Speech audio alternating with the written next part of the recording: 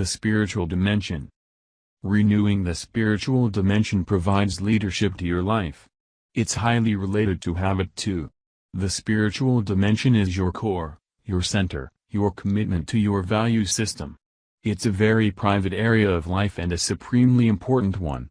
It draws upon the sources that inspire and uplift you and tie you to the timeless truths of all humanity. And people do it very, very differently.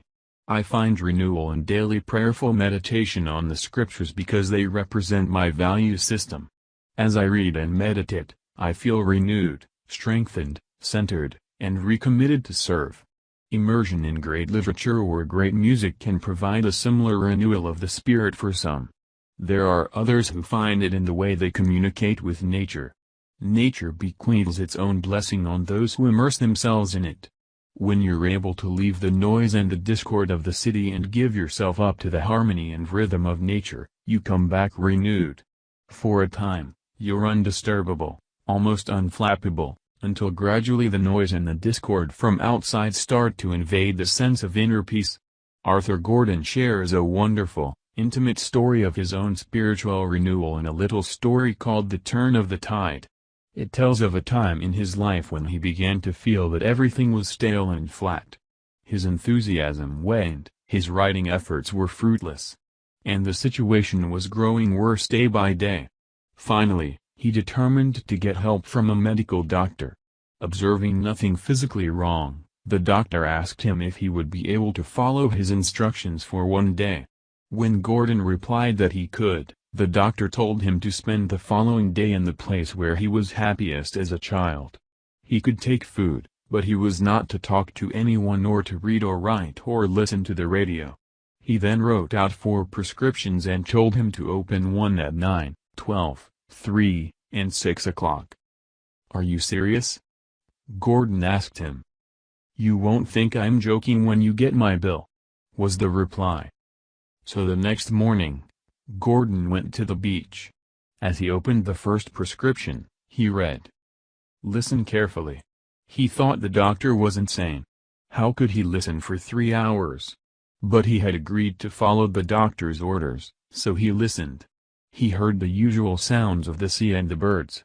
After a while, he could hear the other sounds that weren't so apparent at first.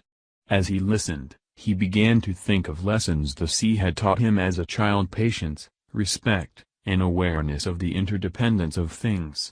He began to listen to the sounds and the silence and to feel a growing peace. At noon, he opened the second slip of paper and reaching back. Reaching back to what? He wondered. Perhaps to childhood, perhaps to memories of happy times. He thought about his past, about the many little moments of joy. He tried to remember them with exactness. And in remembering, he found a growing warmth inside. At 3 o'clock, he opened the third piece of paper. Until now, the prescriptions had been easy to take. But this one was different. It said examine your motives. At first he was defensive. He thought about what he wanted: success, recognition, security, and he justified them all.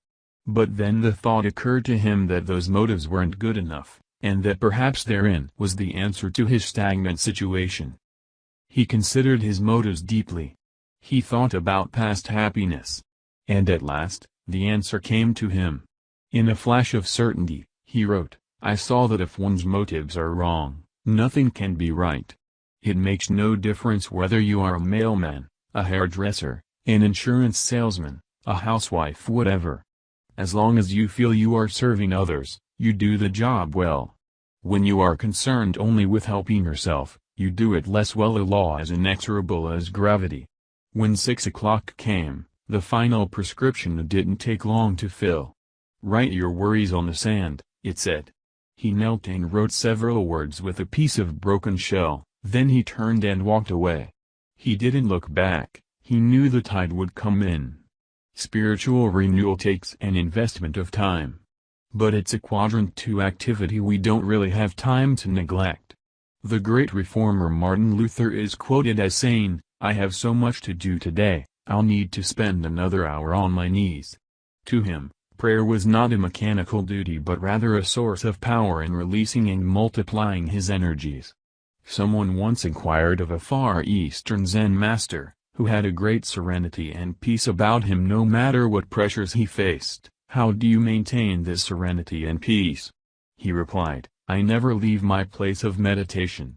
He meditated early in the morning, and for the rest of the day, he carried the peace of those moments with him in his mind and heart. The idea is that when we take time to draw on the leadership center of our lives, what life is ultimately all about, it spreads like an umbrella over everything else. It renews us, it refreshes us, particularly if we recommit to it. This is why I believe a personal mission statement is so important. If we have a deep understanding of our center and our purpose, we can review and recommit to it frequently.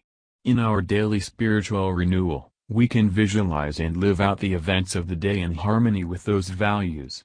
Religious leader David O. McKay taught, "The greatest battles of life are fought out daily in the silent chambers of the soul." If you win the battles there, if you settle the issues that inwardly conflict, you feel a sense of peace, a sense of knowing what you're about. And you'll find that the public victories where you tend to think cooperatively, to promote the welfare and good of other people, and to be genuinely happy for other people's successes will follow naturally.